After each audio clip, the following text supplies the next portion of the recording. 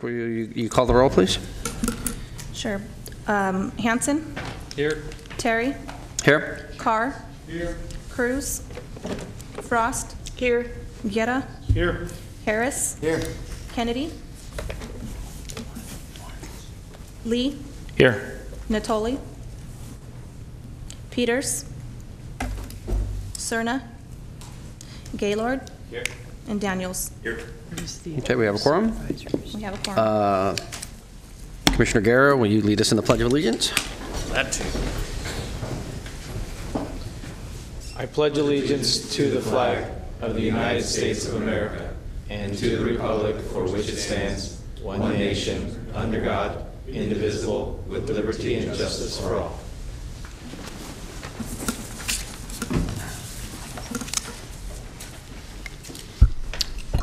Thank you. And we'll move on to the Air Pollution Control Officer's report.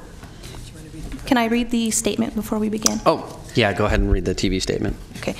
This meeting of the Sacramento Metropolitan Air Quality Management District is cablecast live without interruption on Metro Cable 14, the local government affairs channel on Comcast, Consolidated Communications, and AT&T U-verse cable systems. This meeting is being closed captioned and will be webcast at www.sacmetrocable.tv. Today's meeting will be repeated on Sunday, March 25th, 2017 at 2 p.m. on Channel 14. Members of the audience wishing to address the board should fill out a speaker form located on the table at the back of the chambers and give it to the clerk. Please speak into the microphone when addressing the board and state your name for the record. Also, at this time, please silence your cell phones until the conclusion of today's meeting. Thank you for that. Larry? Okay, thank you. First, I'll start off with federal issues related to district programs. I can't imagine anyone in this room that's unaware of what's happening at the federal government and the impacts that the president's budget could have and Congress's deliberations could have on the district and other agencies that do similar work to what we do. We're tracking that very carefully, and we have included prudent in our budget as we're looking forward, prudent estimates for how those might impact our budget. And the Budget and Finance Committee, Personnel Committee will see that today, and you will see that as we move forward to April and May, and you see the budgets. Of course, all the issues related to this have caused our cap-to-cap trip this year to be very important. It's sold out 2 months early, and we have a very robust team that's going to cap-to-cap.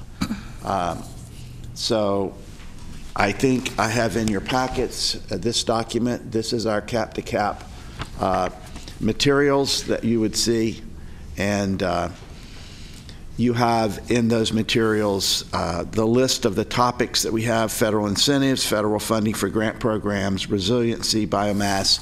These are issues that the air quality team will be leading in DC. We have a very strong team. I think we have at least 4 board members, Director Cruz, Guerra, Hanson, and Frost, I think, are all signed up for the air quality team. It could be others, and there's really good regional representation on this team too. So we're looking forward to 16 to 20 very interesting and informative meetings as we go back to DC. I will provide these in April. The full papers once they're approved by the Chamber of Commerce. But these are the topic areas that we'll be taking this year. The second is an update on a couple of meetings that we've had. We've had the Yosemite Leaders Conference and the New Partners for Smart Growth Conference, of which some of the board members have attended.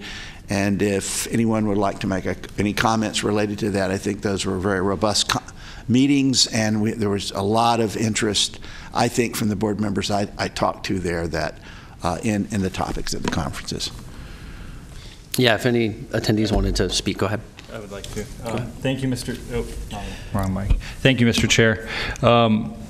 I just want to thank the Air District for being a consistent supporter of the Local Government Commission's Yosemite Conference, because I know the folks up here who attend, I was just talking to, we just all get a lot out of it. It's an opportunity to work with other local elected officials who are thinking about public health and air quality and so many other issues, and connect with solutions from other cities. I thought it was a great conference, and Larry, thank you for your consistent leadership within the LGC.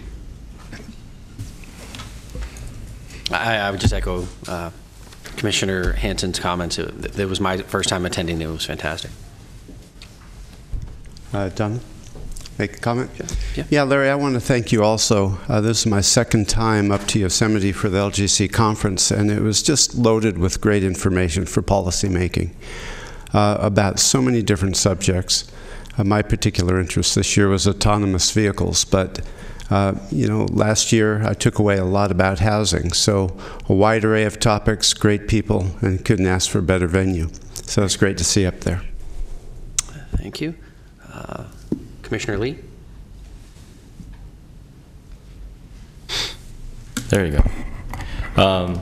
Well, this is my first time at the conference. Some of the things that I think makes this conference exceptional is the fact that all the workshops were compacted in the morning and in the evening, which allows me to really enjoy the wonderful park. And not only that, but the materials that came out of it, I thought it was extremely helpful that it was put online, which allowed me to share with my council. So that was super helpful, and I think those are some of the aspects that make this conference exceptional, and I hope that that component of it will continue. And for me, this is not the last time I'm attending. I'm planning on attending next year as well. So. Well, I appreciate that, and I take those materials and deliver those to staff also, because those are very relevant to work we do in the district, and depending on which staff, I'll forward those presentations. And we sometimes have continuing discussions about topics because we find out things, emerging issues and such that we need to pass. I need to take back to the district too. So thank you all for attending. It's a very robust conference, and I'm very proud that our region was so well represented there. Commissioner Guerra? Next thing is actually, Larry. Yes. Oh, sorry. I was just going to echo the same comments, and I think what made this conference different than many of the other conferences we participate in is the level of depth in the conversation. And many times when we, as policymakers, are invited to different conferences, it's barely scratching the surface. But from the points of economic models to future of autonomous vehicles and what those impacts are and how they relate to the diversity of cities, particularly our region that has both rural, urban, and suburban. I thought the conference, what sets it apart from any other conferences I think that we've gone to, and my hat's off to one of our board members of the Local Government Commission, Director Hanson, is that they do take the time to make that time valuable for all the participants by the level of depth in that. Okay.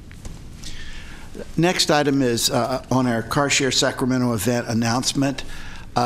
We have a whole range of programs that are coming down the pike where our district has received funding from the Cap and Trade program, and this is one of those areas.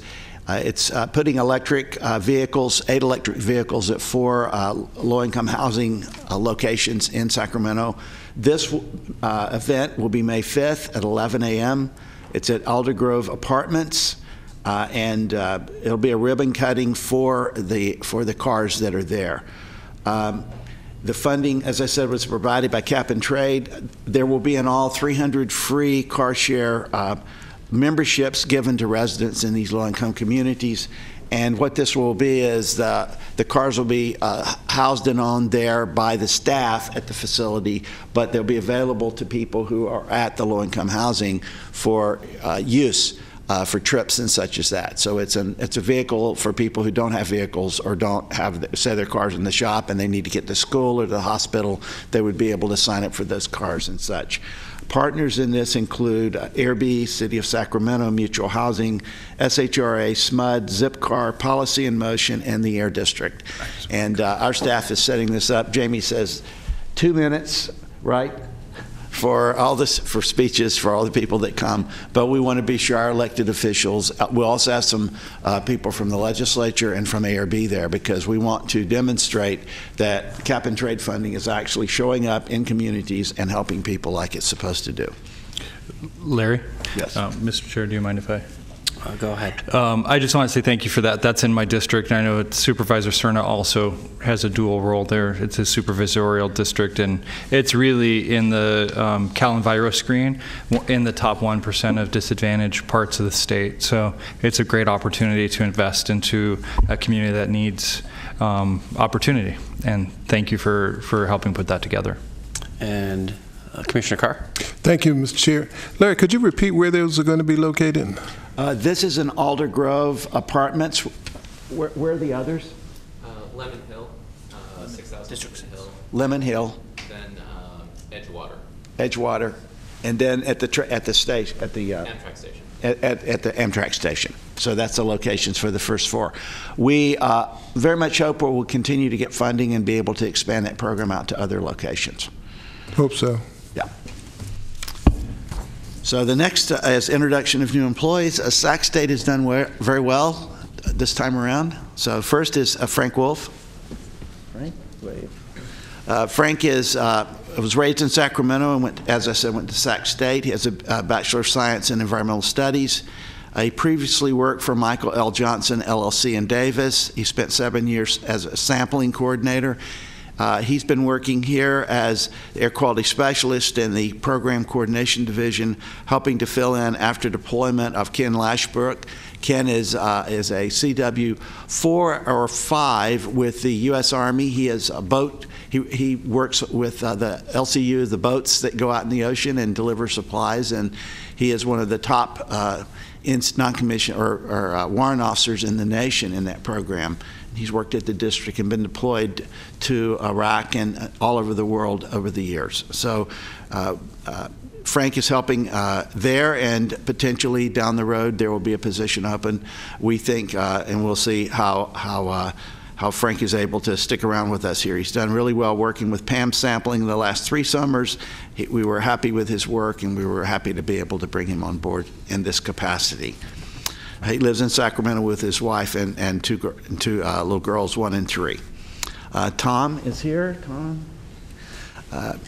Tom is a familiar face to the district staff because he's worked over at Yola Solano as the public information officer for the last 5 years. During that time, he's collaborated well with us in the Spare the Air program, and he's ran their voluntary fireplace program over at Yola Solano Air District. He spent 6 years working in communications with the California Public Utilities Commission, and he earned his degree in journalism from Sac State. He says here that he spends his time off stepping on logos, cleaning up Play-Doh, and altogether having a blast with his 2 daughters. So and we know Tom well, and we're very happy to have him here. He's a real pro, and we kept him in the region here, although we did steal him from Yola Solano Air District. But we picked a great guy. Good to have you here, Tom. I'm familiar with that with my grandkids. The last thing I wanted to mention here was Director Carr asked for a report on the race and gender of district staff. You have this in your folder.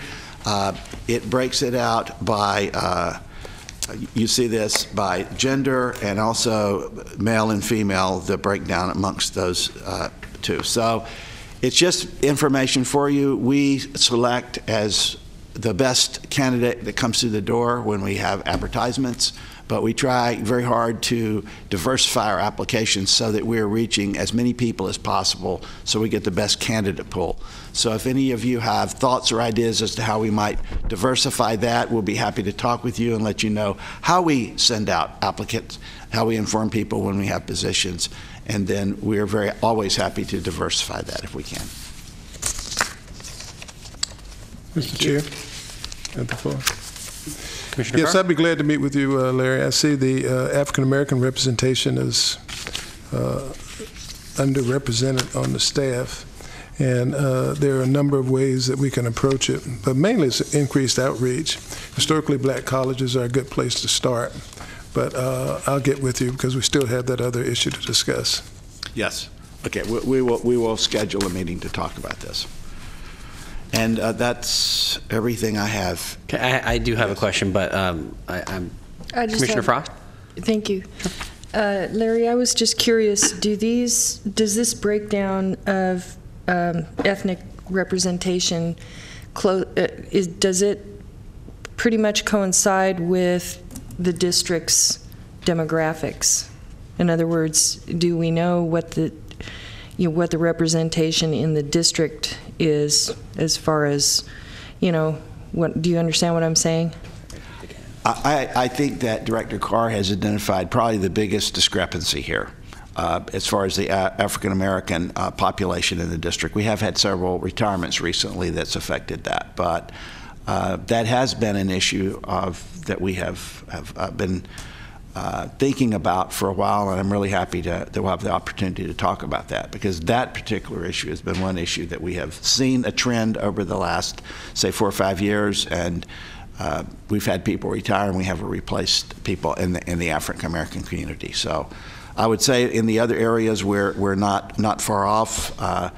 Our district staff, I think last time we checked, speaks 15 different languages fluently. So we have a very diverse staff, I believe. But we think about that, but we try to hire the people that come in the door. That's how we do it. So I'm always frustrated because it always shows the white population, but there are the Slavic and the Indian community, and there are different ethnicities that you don't really see the breakdown. Yep. How it really is. and those are represented within that community. And also. they may be underrepresented also. Sure. So, but we'll continue, and any board members that are directors who wish to have discussions about this, we're always interested in ideas for how we can diversify our applicants, pool whenever we send out job announcements. Commissioner Lee? I'd be interested in an additional breakdown of the service area for quality, so that certainly for me, I can compare to see how where the discrepancies are. And correct me if I'm wrong, Director Frost, where you're going with that is a disaggregation of the categories that we see here. Certainly for the Asian Pacific Islander community, I think Asian is a very broad category. I would be interested in disaggregating that, breaking that down a little bit more, and seeing what the staff looks like in comparison to the community as a whole. So what would be helpful for me if you went a little bit further on those two issues? Thank you. And Commissioner go ahead. We're trying to be thoughtful in the questions that we ask current employees. So we're working through, there's a certain amount of information we get on applications, and a certain amount of information we obviously know our employees. With 100 employees, we know our employees very well, but we don't want to intrude on employees either. So we're trying to balance appropriate thoughtfulness in the HR area with getting the information that the directors have asked. We've been interested in that, and anecdotally, we have known that particularly for the African American community that we are underrepresented in our staff, and have been thinking about that for the last several years, way before you mentioned that, Director Carr. But we will do our best to answer that question. Commissioner Gaylor. Yeah, just wanted to thank Director Carr for bringing this up, but I also wanted to see if there was a possibility of adding one more layer to it as far as age as well. So, we'll see what we can do in that area too. I would say that we have been rapidly getting younger at the district because we've had retirements, and and I'm going to be helping that along soon. So I think I skew that somewhat at the district, but we can certainly do Just that. important to track. I think, so. Understand. Thank you. Yeah. Thank you. Larry, Commissioner I Daniels? just want to ask this question. Do we hire the best, most qualified person that we get amongst applicants? Absolutely. Thank and you. I think the key is having a diverse pool of people come in, and that's the best shot you can take. And we hire the best person of the applicants that are there. Thank you. I had a separate question, and you and I had a discussion at the conference about the regional bike share program. And I wanted to see if you could give us a brief update as to where we are and what's happened in the last few weeks on that. Gee. That's as brief as possible while still making sure that, especially for the newer members that haven't been here for a couple years. We have worked very hard for several years to bring bike share to Sacramento. Many of our board members have been to D.C. and seen Capital Bike Share. We ride on that. It works fantastically well in D.C. and Minneapolis and many places across the U.S. We've joined the National Bike Share, or the American Bike Share Association, so we're well aware of where it's working and what does well in other cities. The district initiated a study to see whether it would work in Sacramento. This was a couple of years ago. The board approved that. And the study said, yes, bike share would work very well here in Sacramento. And for a range of reasons, it would help our transit, it would help first and last mile, it would help tourists, it would also help minority communities and people who don't have cars if we had a robust system where they would be able to get bikes at a reasonable rate and get around town. We passed the responsibility for that. We applied for and got $3.8 million in CMAQ money allocated to buy the hardware for the system. But putting a system in is very hard. You have to have placements, you have to have MOUs, you have to have sponsorships. So we passed the responsibility to SACOG, and they've been working very hard. Last week they took the contract, finalized contract for SoBe bikes. I've been on, along with a number of other board members, have been on the committee that has been reviewing this over the last year and a half. And SoBe Bikes won the contract, very robust bikes that would be operated very well. I think, I know that we have a very good sponsorship effort underway. So I think everything was coming into place. And there's been a new idea, a new kind of bike that was brought forth at the meeting where they were going to vote on the contract. And I think the SACOG board decided to delay a month while they evaluated that. And at the next SACOG board meeting, they will be bringing back information. And I was personally disappointed that it wasn't signed and moved forward, because I think the contract that's in place is solid.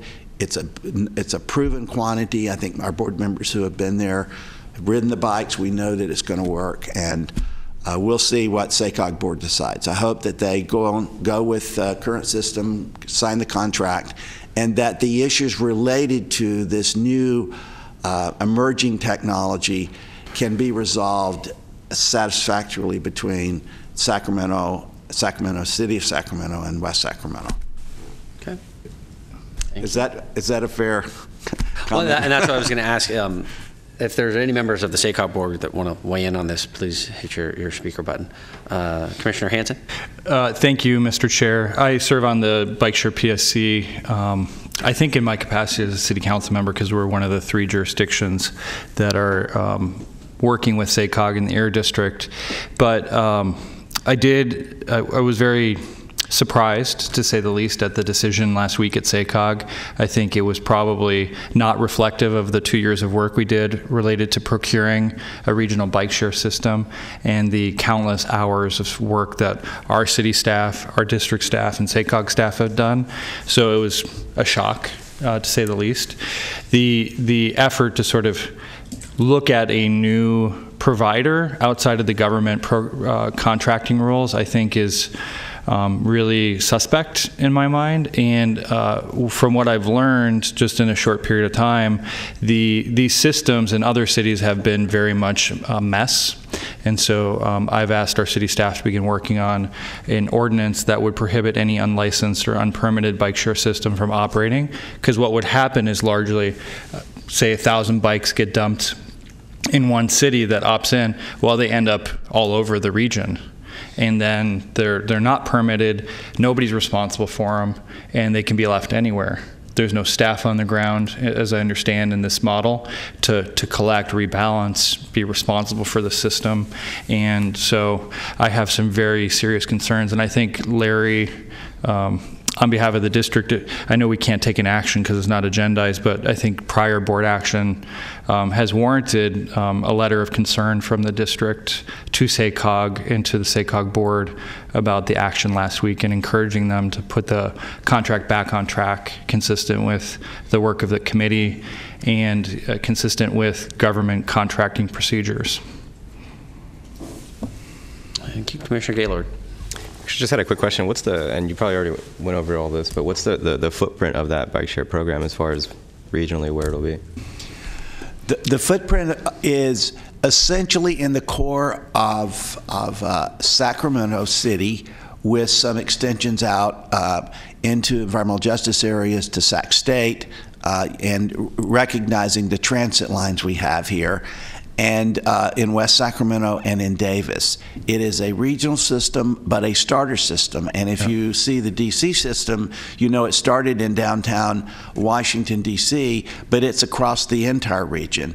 They got a system started, working, funded, in place, and then it's easily expandable after that. I think that Rancho Cordova and some of the other areas, potentially Citrus Heights, it would be very easy to expand the system. So you would have, and it would be around transit nodes. For example, Roseville would be a good location. And Amtrak has been very interested in this, but also RT, because it provides a really nice first and last mile, or actually first and last 5 miles in some cases for some of their stops. So it would be, and Folsom, of course, would be a location that might work fine, but having a system in downtown. What this means is, though, that residents in Rancho and Folsom, Citrus Heights, when they come downtown, would have access to that. And if, in fact, we expand it to other areas, they would have access in both areas with the same card, and in Davis. And we had also hoped that we could link it into the system in San Francisco so that you would have access both in Sacramento and if you went down Capitol Card there. So it's a lot of options. It will work with a Connect card. The only thing I would add is that it's really the 3 cities, West Sacramento, Davis, Sacramento, but the universities, UC Davis, Sac State, Los Rios, I think is engaged as well. And then the transit providers, so YOLO Bus, RT, Capitol Corridor are the 3 biggest ones. And to have it integrate across the region and to the Bay Area's bike share. So it's meant to be a starter system, but it's also meant to be integrated into other transit modes. Well, with Folsom, I had many conversations with constituents that this would be amazing for the community, and I'm surprised with so many proof of concepts, like you mentioned DC, but also you look at like Europe abroad. I mean, this thing works flawlessly, so it's odd. Yeah, I think the challenge has been we've spent so much time on the CEQA planning effort. Now it's time to do something, and so delay is denial, essentially. Until we launch a starter system, we can't expand, and so that's the thing, is getting the starter system on the ground would give us the chance to go to Folsom, Rancho Cordova, Elk Grove, other cities in the region, and have it integrate then with transit and other institutions. Very nice. Thank you. Commissioner Harris. Thank you, Chair. I would like to also say that I agree with Director Hansen and our APCO. We spend a lot of time, I'm on the PSC as well, and we spend a lot of time working on this contract, a couple of years, very far down the road. So I agree, I was somewhat disappointed with the way the SACOG meeting went. We selected Social Bicycles because they proved to us that they have a good product and they have a good working model. I agree with Director Hansen that it's really time to pull the trigger. We've been working on this a long time. I think the region is ready for bike share. We need to get this proof of concept out and show that it works in this market. So I would also express to you, Larry, that I think a letter of concern would be warranted, when appropriate time comes. Okay, we will get right to work on that. Thank you. Yeah, sorry to bring on another subject, but I know it's been present in a lot of our communities in the interest of very what happened timely in that meeting. subject. Okay, so moving on, next on our agenda is closed session. I'd like to move that to the end of the meeting and take up the rest of our items, and then we can recess into closed session. So we have our consent calendar next. Is there anything that anybody would like to pull or ask questions about on the consent calendar? Move approval. I have a motion and a second. All those, we don't need a roll call, right? No. Okay, all those in favor? Aye. Opposed? Abstentions? Motion carries. Okay, public hearing, reasonably available control technology demonstration for the 2008 ozone. I think Kevin Williams is going to AQSs. is going to do this presentation. Try to come up with an acronym for that. Okay.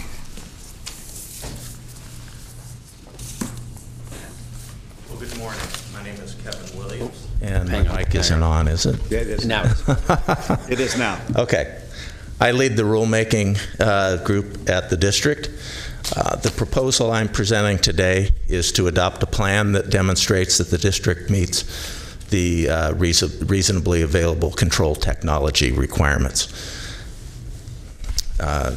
This plan is also known as the RACT-SIP. RACT is required by the Clean Air Act for all non-attainment areas for all sources that are covered by a CTG and for all major sources of VOC or NOx. And a CTG is a document published by EPA. It's known as a Control Techniques Guideline document, and it applies to particular source types. The district is designated as a severe non-attainment area, and that's for the 2008 ozone standard. And the EPA rules to implement that standard require that the district submit a revision to the SIP that demonstrates that the district does meet RACT. EPA's definition of RACT is based on controls that are reasonably available, and it considers both technological and cost factors in that. It's a baseline level of control that existing sources are expected to be able to meet. It's considered to be less stringent than best available control technology, which is what we apply to new sources. We went through each of the district rules to determine whether or not they meet RACT. First, for the CTG categories, we took a look at those CTGs, and we looked through the district sources to determine whether we had sources of that type. If we did, we looked at the district rules that apply, compared those to the CTG and other RACT guidance documents. And if there were no sources of that type, we prepared a negative declaration stating that a RACT rule is not required. We also looked at the major sources in the district to look at the kinds of equipment that are located at those sources. And we took the rules that apply to those types of equipment and compared those rules to RACT guidance also. We've concluded that the district meets RACT for all the CTG and major sources, with two exceptions. First, there is a CTG for plastic parts coating operations, and we don't have a rule that covers that particular source type. And also, we have a major source of NOx in the district that uses natural gas-fired ovens that emit NOx, and we don't have a rule that covers that equipment either. Consequently, to fix the deficiencies, the RACT-SIP includes commitments to adopt 2 new rules.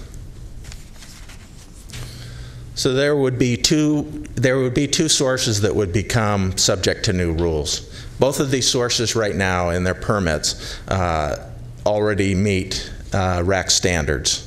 And so there would be no impact on the businesses. There'd be no impact on emissions, and then there'd also be no impact on district sources for these, district resources for these currently permitted sources. We used our regular procedures to notify the public and also the agencies about today's proposal.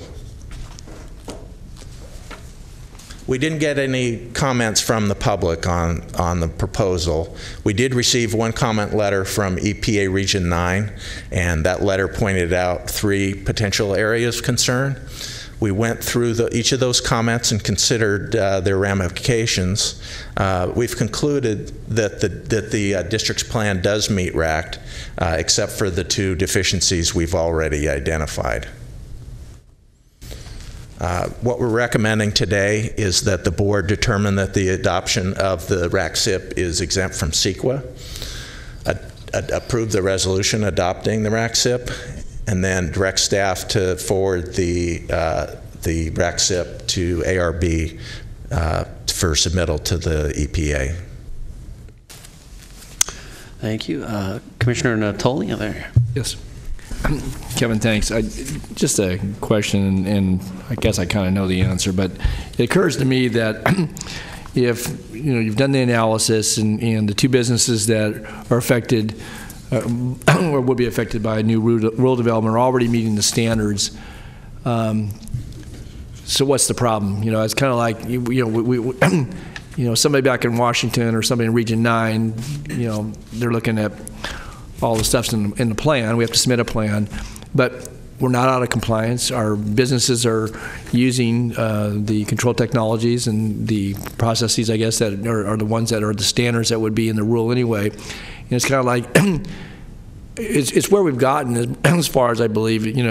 Always got to have a rule for everything, and understanding that most people will use good common sense and will follow standards. I mean, if obviously it makes good business sense, and if it makes good environmental sense, and I think people have a conscience, and I guess it just occurs to me that we're driven to have to legislate and to put rules in place when in fact rules are oftentimes there for the 2 to 3% of folks who might not want to play by them to begin with, and will do their best to get around or maybe reluctantly come into compliance. And I guess I find it a little odd. And again, this is all fine, and it's what we're being required to do. But it seems a little bit, I think, kind of contrary to thinking that if people are doing the right thing, not that people will always do the right thing. Maybe you'd have a business come in, but we're basically going to develop a rule to satisfy somebody's a requirement, wherever it is, that we have to have rules in place, even though people are playing by the rules and we're in compliance. Yeah, I certainly understand your comment, and the reason the sources meet those standards right now is that we have a very proactive program that implements best available control technology when new sources come in. We incorporate those limits into the permits, and those standards are at least equivalent to RACT controls. And that's not good. And that's not good enough. I mean, well, unfortunately, it's working. I guess my comment would be this: that we're in California and we do a good job and we have a good staff. And see the amount of work it took to put this together. I know that. A lot of work from staff. Yeah. If we were in other parts of the U.S., it might not be the case. And those standards that EPA puts out are there to protect the public from toxics and other issues that would happen. But we do have to check this box because it's a federal requirement, and if we don't do this, we could be sued. And there are agencies or organizations out there that will sue you over technicalities and collect the money, because obviously it's a federal requirement, you haven't met it, so if you get sued, so even though we are doing a great job, we still have to show it in the official manner, which is what we're doing here. We're officially doing the work. We're going to check the box. It's not going to impact any of our businesses, but what this effort does is it protects the district from any legal action, saying that we haven't done this last piece. And it's unfortunate that we have to do this. We're one of the people that's doing a great job, but it is a necessary step in the process for us to do that. Okay, thanks. And maybe just one small thing real quickly. Mark Lautzenheiser, the division manager for program coordination, which includes the rules section. Along the exact lines of which you are mentioning, though, Director Natoli, is the element that we received some EPA additional comments where they had actually identified 4 more rules that are already in place, where they said they thought maybe they could go further. But our analysis and our response, though, indicated that we have checked those boxes. We believe we have the documentation to protect both the district and the businesses. We actually provide protection to both by going through this process. And so we certainly agree that where possible, as in the case of the more recent comments, we felt very comfortable in terms of stating, Kevin and his staff did a great job outlining about a 2-page response on how we met all those requirements for the 4 other rules that they'd added. I'm glad you're pushing back a little bit and making that statement. I think that's important, so thanks. Thanks, Mark. Thank you. Any other questions? This is an action item. So this is a item that requires a public hearing. So you have to open a public hearing and close one. So open the public hearing. Do we have any public comment for this? No, we do not. Okay. And again, any other questions from the commission? Let me go ahead and close the public hearing. Second. And I think I heard a motion from Natoli and a second from Hanson. All in favor? Aye. Opposed? Abstentions? Motion carries. Thank you. Okay, thank you. Item 5 is for our discussion calendar, update of land use and transportation project review principles. Real fast before you move on. Before we begin with item 5, I'd like to advise the board that there was an administrative error with the 2017 proposed project review principles attachment. The attachment did not include the full introductory text. The document before you is the complete and correct version of the proposed project review principles. The one that looks like this. Yes. And Paul Philly will present this. Chair Terry, members of the board, I'm Paul Philly. I'm the program coordinator for the CEQA Land Use section. A large part of our work is to work with your planning and environmental staffs in reviewing development projects and CEQA documents in your jurisdictions. And we provide that technical assistance to help your staff create legally defensible CEQA documents.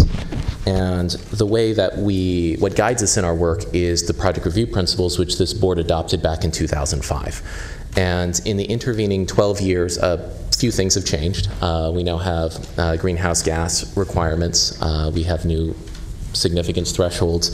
CAPCOA a lot of, I have a smartphone now. And in the future we'll have autonomous cars. It's just a lot of changes happening. And so the section thought that it would be a good idea to come back to the board with an update so that we could have the best guidance, the most recent documents, and we wanted to make sure that the board is on board with the changes that we're making. And so to make sure that because again, the purpose of this document is to assist your staffs at your local jurisdictions.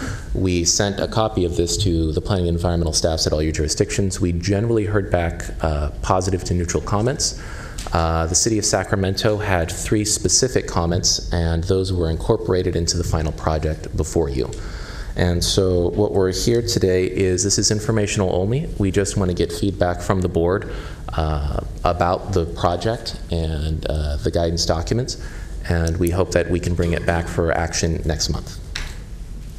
This concludes my presentation, and I'm open for questions and comments.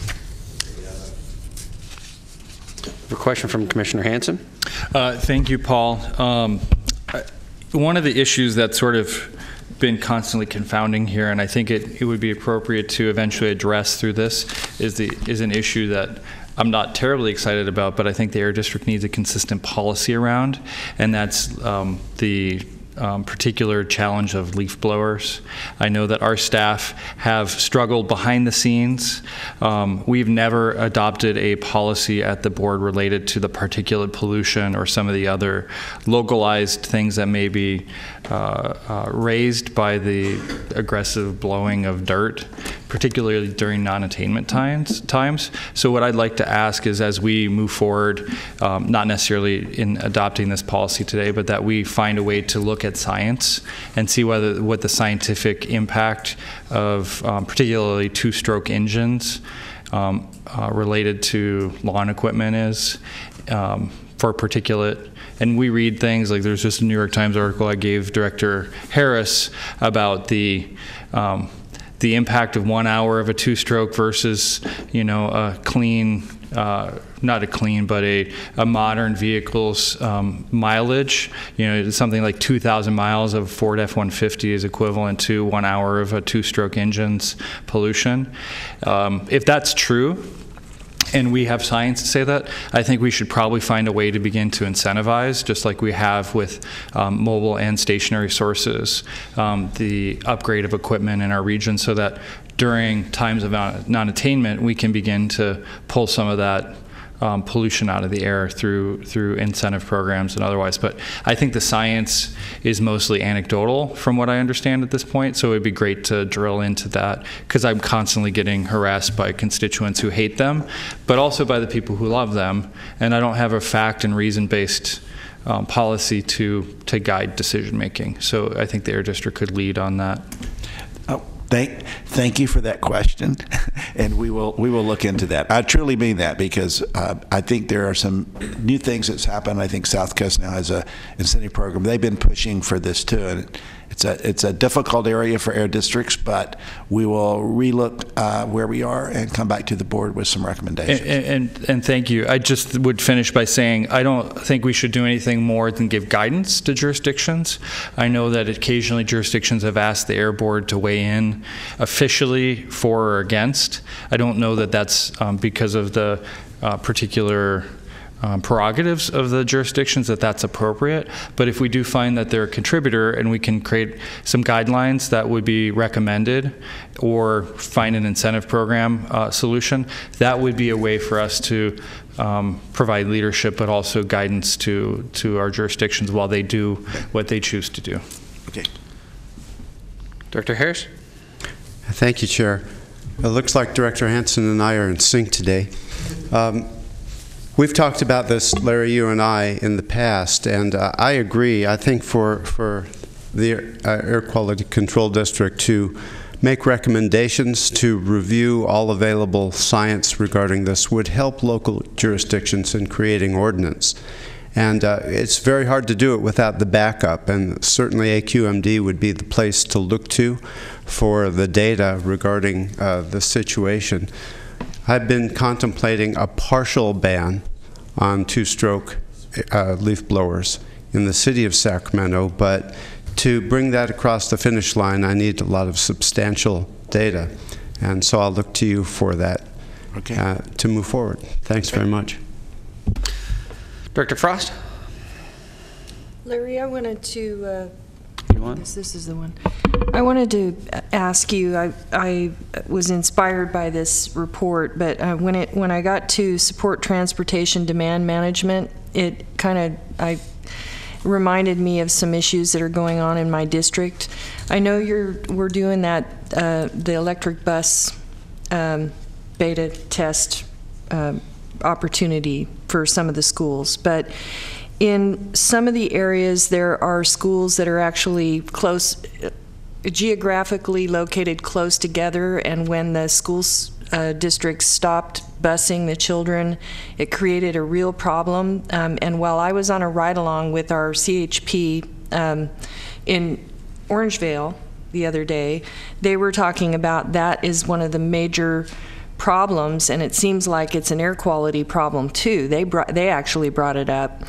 That, is there a way to support the school or to connect with, for all of us to work with the school district to identify some opportunities that might relieve the congestion in some of these areas? I'm specifically zeroed in on Orangevale, but I have a feeling it might be happening somewhere else where they could maybe have one or two buses that just bus the children to a nearby church so parents can pick up at a different location, and it can reduce the congestion and the just idle cars in one place in a neighborhood.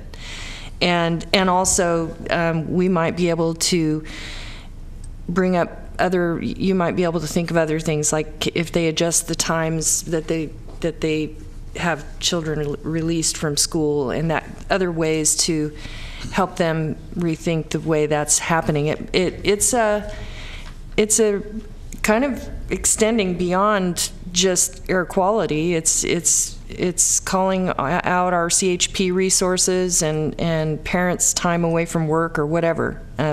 So I just wanted to bring it up to see if there was something we could do to maybe contribute to some solutions there. Again, thank you for your interest. We will certainly look into that. It's been an issue that's been on our maybe our back burner and front burner occasionally as we've worked over the years, but we will look into that and come back with some recommendations and thoughts to the board. Thank you, Larry. Appreciate the question.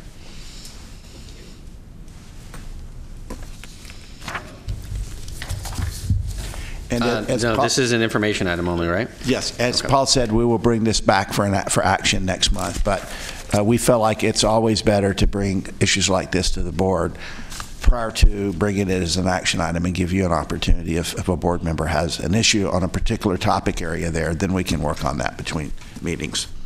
Thank you. Do we have any public comment? No, we do not. Okay.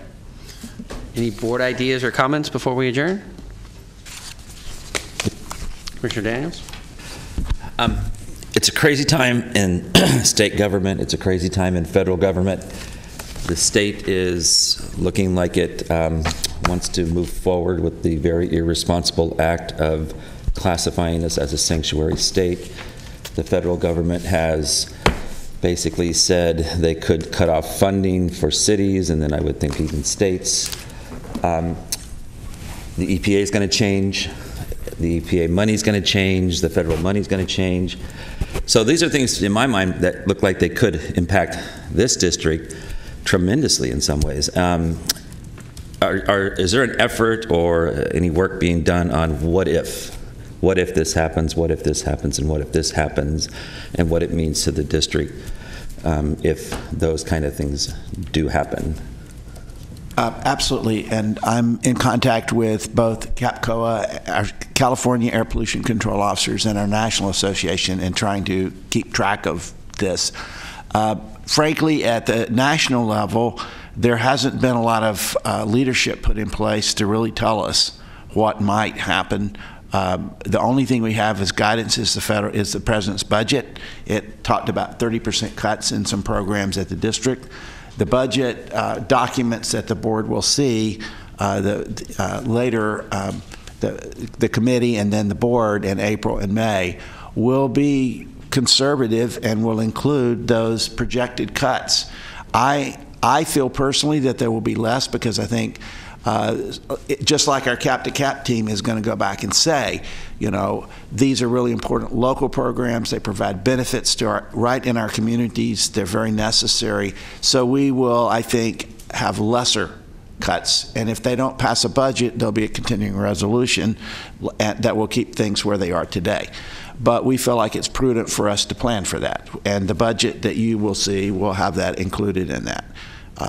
And as the conditions evolve over the next year, 2 years, we will, of course, react to those. And I will tell the Budget Committee that, and we will give the Budget Committee and the board a projection looking out over 5 years. We started that quite a number of years ago, looking out 5 years. And 5 years is a time frame that gives us a lot of flexibility for making adjustments in programs that don't impact our staff.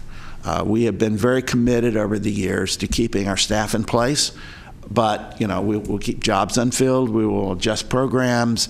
There's things that we can do, and we've thought about those, and we have those in our back pockets. So very thoughtful. We want to be in a position to where something happens, we can react, and we don't impact staff and core programs at the district. That's always been our goal, and we've been successful with that. Thank you. Director Gare. Larry, I just want to say thank you for being proactive, at least thinking about what the concerns are from what I would call a draconian federal budget when it comes to air quality. But what I would ask also is to have council consider or look at the need to join an amicus brief with even some of our majority conservative controlled cities like San Diego, who are objecting to the local commandeering of resources or restricting local agencies from applying for federal governments because of that. And it just goes to the fundamental local versus federal control. And if the Air District becomes in a position where it is ineligible to apply for resources because of an overall state policy, I think we should take an action to join those legal briefs, much like I think a number of other jurisdictions have done that as well. Okay. Thank you. Any other announcements to be made? With that, we will adjourn into closed session.